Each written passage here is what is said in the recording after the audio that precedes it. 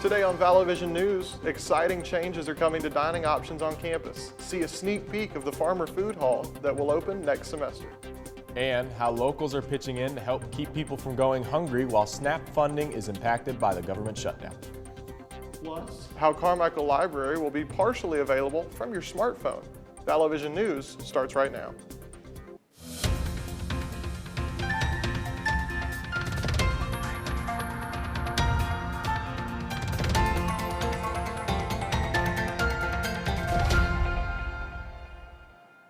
Hello and welcome to Vallo Vision News. I'm Braden George. And I'm Preston Bennett. Thanks so much for watching. Last week's closing of Two Taco and Farmer Hall marked the end of a relatively short dining era on campus, but one door closed is paving the way for new opportunities. I spoke with General Manager of Campus Dining Jason Quarles and students about the closing of Two Taco and the future Farmer Food Hall.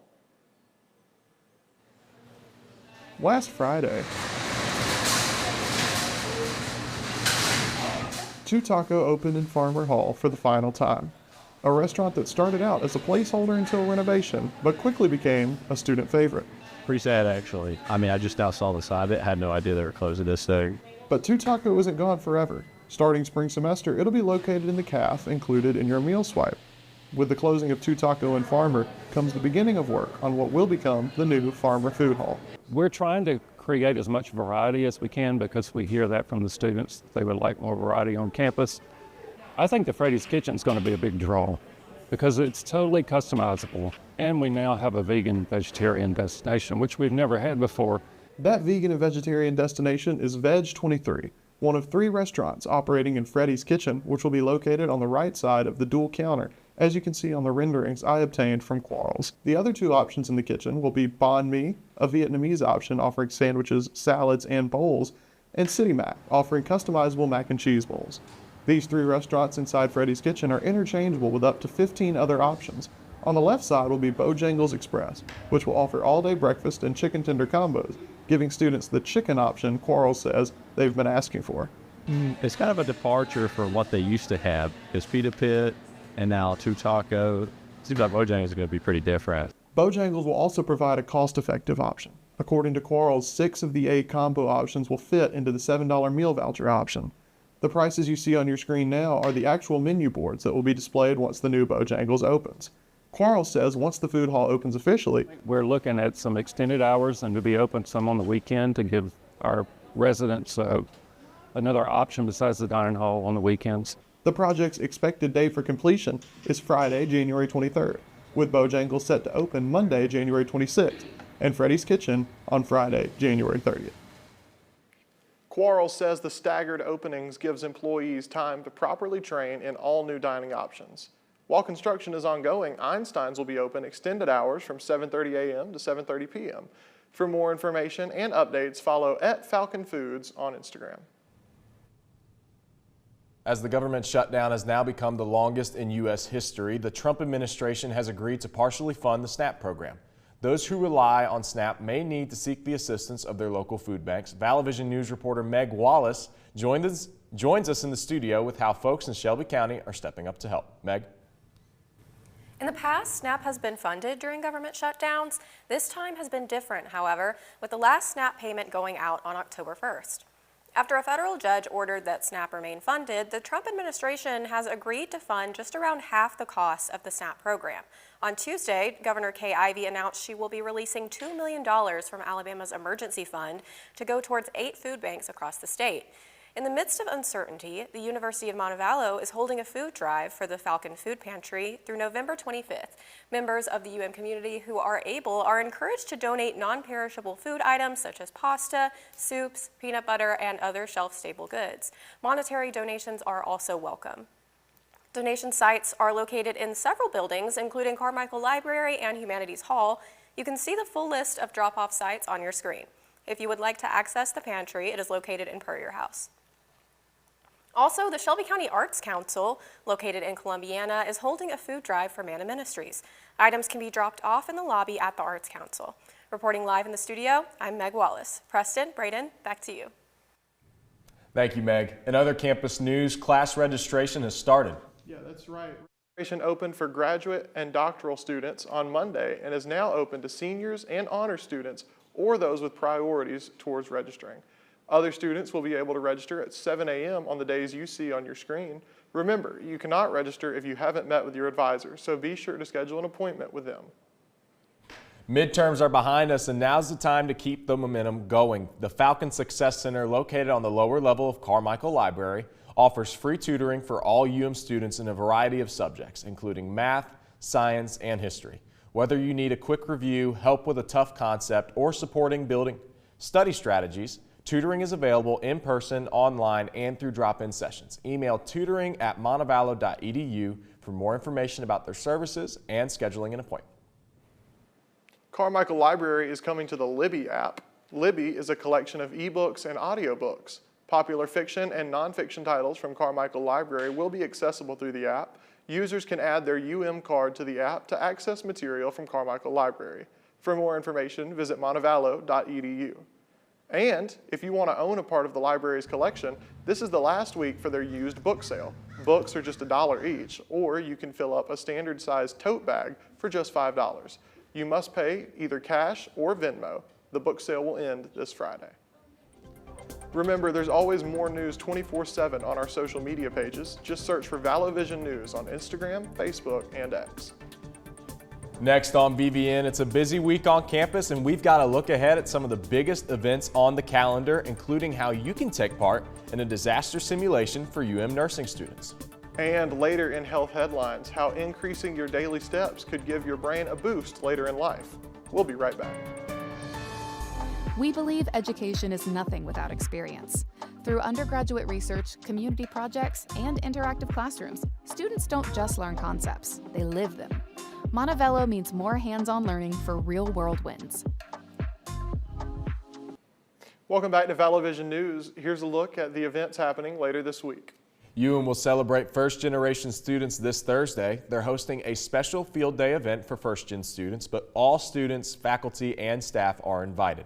From 11 to 2 this Thursday, come to Farmer Hall and enjoy snacks and participate in a variety of fun field day yard games. First Gen Field Day is sponsored by the President's Office, the Falcon Success Center, Montevallo Maid, and TRIA. The Alpha Gamma Delta sorority will be hosting its annual philanthropy event, Lip Jam, Thursday night. The event features different organizations across campus who compete in a lip sync competition that raises money for the Alpha Gamma Delta Foundation, which focuses on fighting hunger. Lip Jam starts at 7 p.m. tomorrow in Palmer Hall. If you'd like to support the cause, find out more information on their Instagram at Montevallo AGD or visit alphagammadelta.org/philanthropy. The nursing program will stage a car crash simulation disaster this Friday in the parking lot and green space behind Myra Call from 10 a.m. to noon. This is all the simulation, and the nursing program would like to make sure everyone is informed in advance and that they should know no one is truly in danger or harmed. Mannequins provided by the nursing program will be used in the simulation. Dean Crystal Bennett says students can gain valuable experience from this exercise. We want to be able to show what could happen if someone's not wearing their seatbelt. What could happen if airbags do not deploy, and be able to stage that. So with the hope that with the simulation, that if the students were to experience a situation where they were responding to a real car crash, that this would be in the back of their mind. For those who would like to participate as actors for the simulation, you can email Dean Bennett at the address on your screen. Is your chili degrees above the rest? If so, you can compete in the FAM and UMNAA Chili Cook-Off. This year's competition is Saturday, November 15th from 11 to 1:30 in the afternoon. It is open to faculty, staff, students, and alumni. Proceeds from the Chili Cook-Off primarily benefit the Falcon Food Pantry, with a portion supporting future Alumni Association programs and events. Registration is open now through the 8th. For more information, visit the website or send a message to the email on your screen. Still ahead on VVN, feeling a little tired after the time change? What could be impacting your sleep schedule beyond just adjusting to a new bedtime? We'll be right back with a look at this week's health headlines. Your college years aren't just about academics. From college night traditions to local hotspots, there's no shortage of things to do. Every year of your education, Vallo means more fun and memories along the way.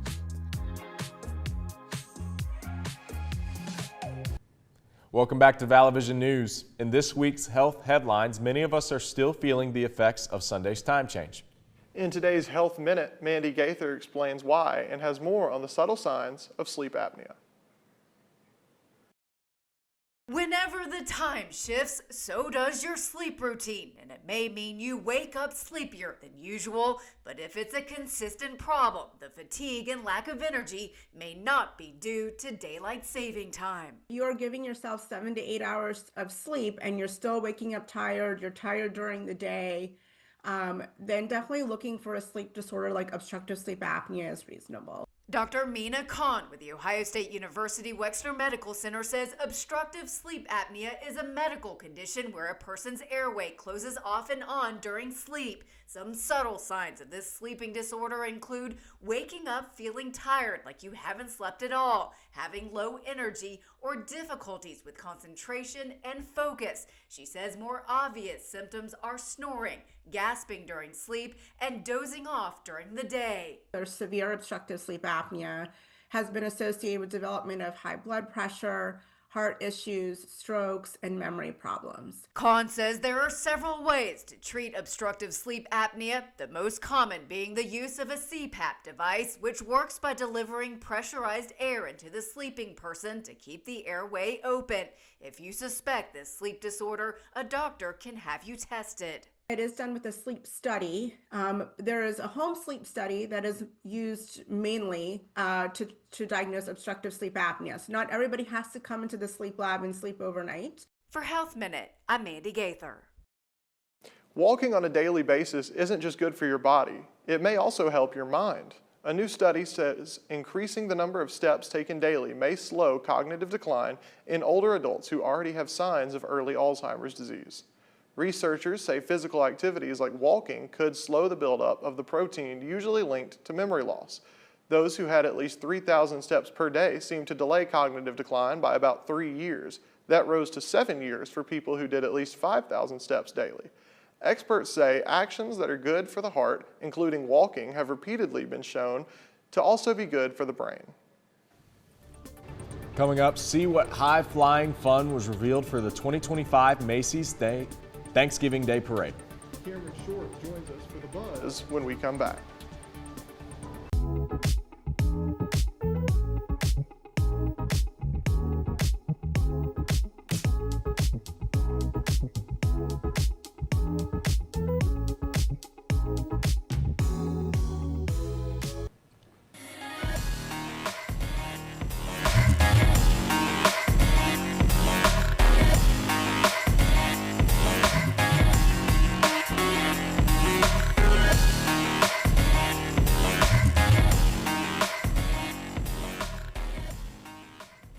Welcome back to ValloVision News.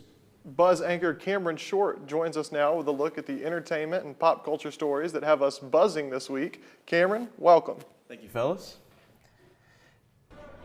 Singer Kelly Clarkson has announced new dates for her Las Vegas residency next summer.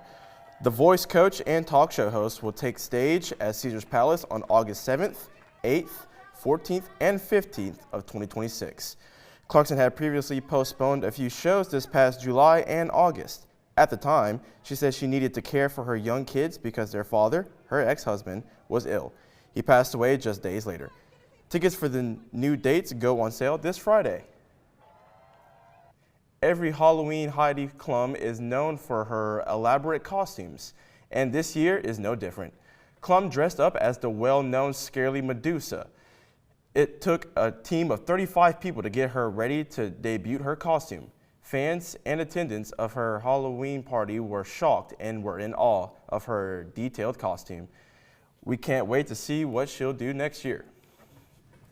Would you guys ever go all out like this for a Halloween costume?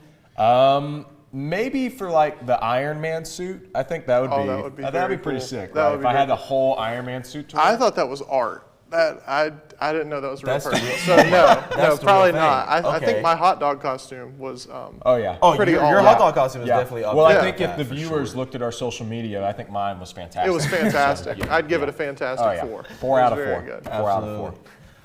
Check out this sneak peek at some of the new balloons that will be flying over the streets of Manhattan on Thanksgiving. Volunteer handlers did a test run Saturday in New Jersey ahead of the 99th annual Macy's Thanksgiving Day Parade. Some of the balloons seen include Mario, Pac-Man, Buzz Lightyear, and Shrek. The balloons are as tall as 3- and 4-story buildings. You can see all this year's balloons, new and classic, at Macy's.com. And of course, you can see them during the parade set for Thursday, November 27th, 9:30 a.m. Central Time. Can you guys imagine yourselves as a 4-story height balloon just floating around the city? No, I mean, I could, but like, I've never had that thought. I mean, if I guess I had to be something, maybe Buzz Lightyear. I really loved Buzz Lightyear growing up. I so don't know, would like man. to dress I up think as that him. would be a great way to see New York City. I mean, Yeah. imagine you're just kind of What kind of pose would you want to do? I think if I'd it have was to be you the hot dog. floating. I'd have to be you in the hot dog me and the costume? hot dog. I just Okay. kind of lean No, forward. you I gotta don't hit know. like the crane. Oh Oh, yeah. yeah. For you you, gotta would probably hit have that. to do something with like track and everything. Gotta I would hit that. think. Oh, you gotta hit that running pose. Yeah, for sure. Thank you, Cam. Of course. Thank you. Remember, there's always more news from our team of reporters on our website, ValloVisionNews.com. That is all the time we have for today's show. Thank you so much for watching. Be sure to tune into Vallo Vision News again next Wednesday.